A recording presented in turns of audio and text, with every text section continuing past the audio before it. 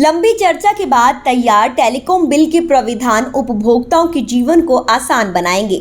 अभी दिन में कई बार आप और हम मकान खरीदने से लेकर निवेश करने जैसी कई अनचाही कॉल रिसीव करते हैं और हम चाहकर भी उनसे निजात नहीं पा रहे हैं। यहाँ तक कि डू नॉट डिस्टर्ब सेवा में अनचाही कॉल को रजिस्टर कराने का भी कोई फायदा नहीं मिलता है, लेकिन अब ऐसा नहीं होगा। उपभोक्ताओं को अनचाही कॉल से मुक्ति मिलेगी।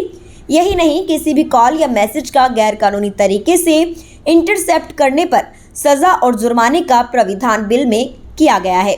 3 साल तक की जेल और 2 करोड़ रुपए तक का जुर्माना या दोनों हो सकते हैं।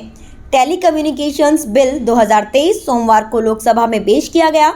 सरकार की कोशिश है कि चालू संसदीय सत्र में ही इस बिल को संसद के दोनों सदनों से पारित करा लिया जाए।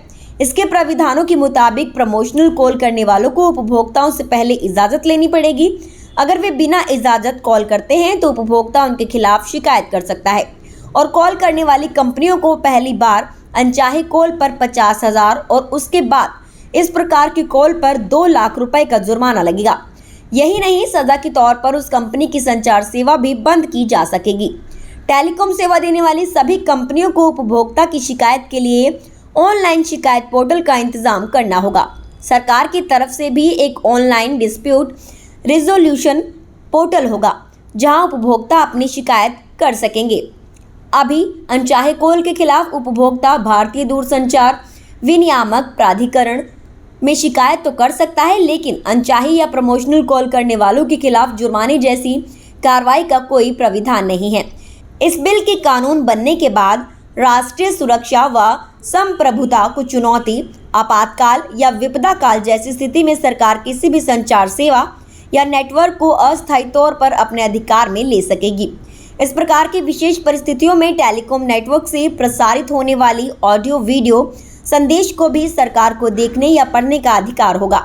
बिल के प्राविधानों के मुताबिक राष्ट्रीय सुरक्षा को ध्यान में रखते हुए सरकार किसी भी टेलीकॉम उपकरण के आयात या उसके इस्तेमाल पर रोक लगा सकती है।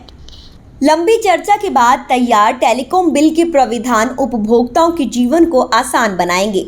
अभी दिन में कई बार आप और हम मकान खरीदने से लेकर निवेश करने जैसी कई अनचाही कॉल रिसीव करते हैं और हम चाहकर भी उनसे निजात नहीं पा रहे हैं।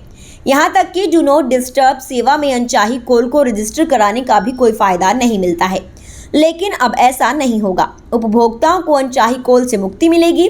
यही नहीं, किसी भी कॉल या मैसेज का गैरकानूनी तरीके से इंटरसेप्ट करने पर सजा और जुर्माने का प्राविधान बिल में किया गया है।